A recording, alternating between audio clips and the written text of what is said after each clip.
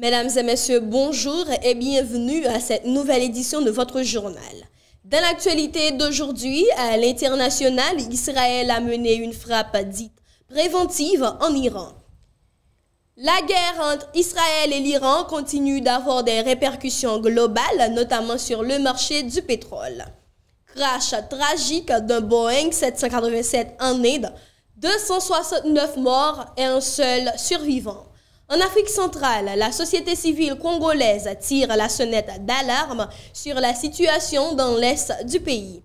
Et aux États-Unis, le programme CHNV destiné aux migrants haïtiens et latino-américains est remis en question. Sur le plan local, à l'occasion du 30e anniversaire de la PNH, le directeur général Ramon Normil renforce son discours de fermeté contre les gangs. Par ailleurs, la situation des déplacés internes reste préoccupante à Port-au-Prince. Ce 13 juin 2025, l'opération Rising Lion a été lancée par Israël. Près de 200 avions de combat et drones auraient touché une centaine d'objectifs, dont les sites nucléaires de Natanz, Fordo et Isfahan, ainsi que des centres de commandement militaire iraniens. Selon Téhéran, au moins 78 personnes, dont des scientifiques et des militaires, ont été tués. Plus de 320 blessés, la plupart des civils. Le premier ministre israélien Benjamin Netanyahou justifie l'attaque comme une action nécessaire pour la survie nationale, visant à empêcher l'Iran d'atteindre le seuil de la bombe. Israël a déclaré l'état d'urgence et fermé son espace aérien en invoquant une menace imminente. En représailles, l'Iran a lancé plus de 100 drones et 150 missiles balistiques en direction d'Israël dans l'après-midi et la soirée du 13 juin. Le système de défense israélien Iron Dome, avec l'aide américaine, a intercepté la plupart des menaces. Selon le ministère de la Santé israélien, une vingtaine de personnes auraient été blessées.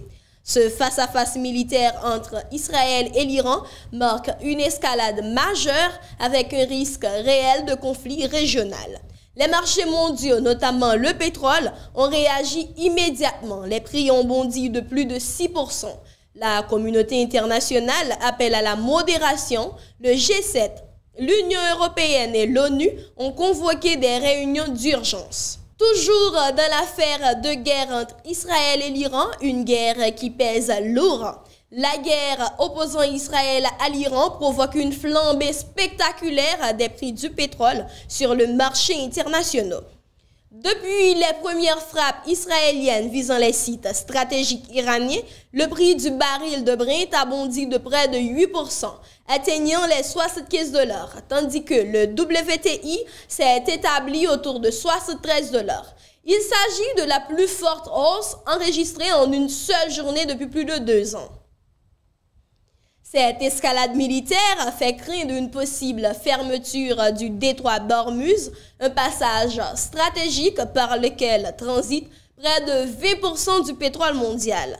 Un tel scénario aurait des répercussions économiques majeures à l'échelle mondiale, avec un prix du baril susceptible d'atteindre les 100, voire les $120 selon certains experts. Aux États-Unis, les analystes prévoient déjà une hausse de 20 à 25 centimes par gallon à la pompe dans les prochains jours. Sur les marchés financiers, les actions des compagnies pétrolières américaines ont bondi, tandis que les craintes d'un retour de l'inflation refont surface.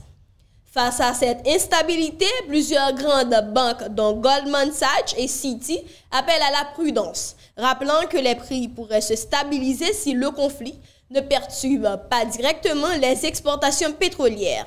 Pour l'heure, les regards restent tournés vers le Moyen-Orient alors que les tensions persistent et que la communauté internationale tente d'éviter une escalade régionale aux conséquences économiques et humaines potentiellement dévastatrices. Dans la foulée des déclarations de Marco Rubio, la situation s'envenime davantage. Ce jeudi 12 juin 2025, le secrétaire d'État américain Marco Rubio a affirmé que les frappes israéliennes contre l'Iran étaient unilatérales et que les États-Unis ne sont pas impliqués dans ces frappes. Il a ajouté que la priorité américaine est de protéger les forces US dans la région.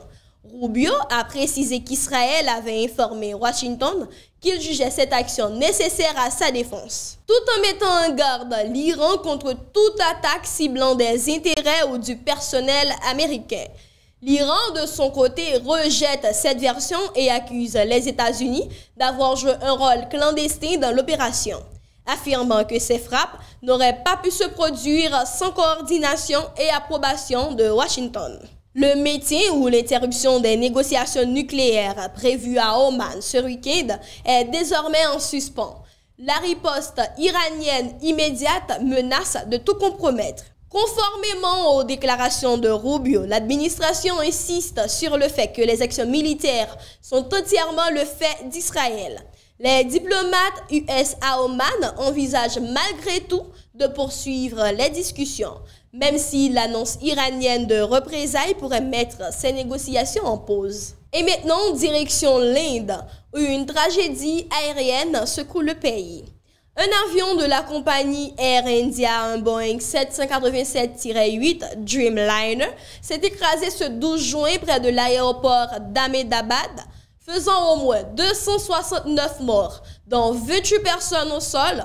Un seul survivant a été retrouvé parmi les 242 occupants à bord. Le Premier ministre Narendra Modi s'est immédiatement rendu sur place, exprimant son immense tristesse et promettant un soutien total aux familles endeuillées. Selon les premières informations, l'appareil en route vers Londres aurait rencontré une série de dysfonctionnements techniques peu avant le décollage, notamment au niveau des volets et du train d'atterrissage. Les boîtes noires ont été récupérées et une enquête a été ouverte avec la participation d'experts internationaux. Ce drame marque la première catastrophe mortelle impliquant un Boeing 787-8, un appareil pourtant considéré comme très fiable. En réponse, les autorités indiennes ont ordonné l'inspection immédiate de toute la flotte de Dreamliners exploitée par Air India. L'émotion est vive dans le pays. Un deuil national de 3 jours a été décrété. En République démocratique du Congo, la société civile appelle au dialogue. Dans l'est de la République démocratique du Congo, la situation sécuritaire reste préoccupante. Notamment dans la province du Sud Kivu, les affrontements entre les forces gouvernementales et le groupe rebelle M23 ont provoqué de nombreuses pertes humaines et un déplacement massif de population. Face à cette crise, la société civile du Sud Kivu lance un appel solennel à tous les partis impliqués, gouvernements, groupes armés et acteurs politiques pour engager un dialogue inclusif et pacifique. Dans un communiqué récent, les représentants de la société civile insistent sur la nécessité d'une concertation qui intègre toutes les voix de la région afin de trouver une solution durable à ce conflit. Cette démarche intervient alors que la ville de Bukavu, capitale du Sud Kivu, fait face à une instabilité grandissante. La société civile souligne également que la crise dépasse le cadre militaire, impliquant des enjeux politiques et sociaux majeurs. Enfin, la société civile appelle à la mobilisation de l'ensemble des acteurs nationaux et internationaux pour soutenir un processus de paix capable de restaurer la sécurité et la stabilité dans l'ensemble de l'Est de la RDC. Et maintenant, place à la politique migratoire controversée de l'administration Trump, le programme CHNV sur la sellette.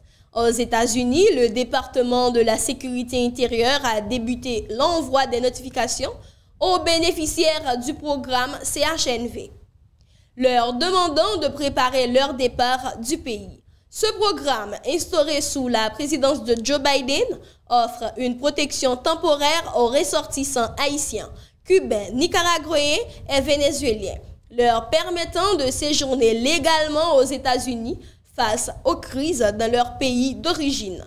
Toutefois, ce dispositif est aujourd'hui vivement critiqué par les élus républicains, qui estiment que le programme a contribué à une hausse importante des flux migratoires et au carreau dans plusieurs régions, notamment à la frontière sud. Ces critiques s'inscrivent dans un contexte politique tendu autour de la gestion migratoire américaine, entre appel à plus de fermeté et demande d'humanité envers les migrants.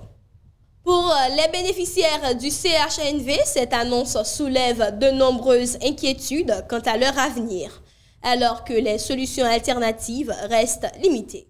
Sur le plan local, 30 ans de la PNH, offensive annoncée contre les gangs.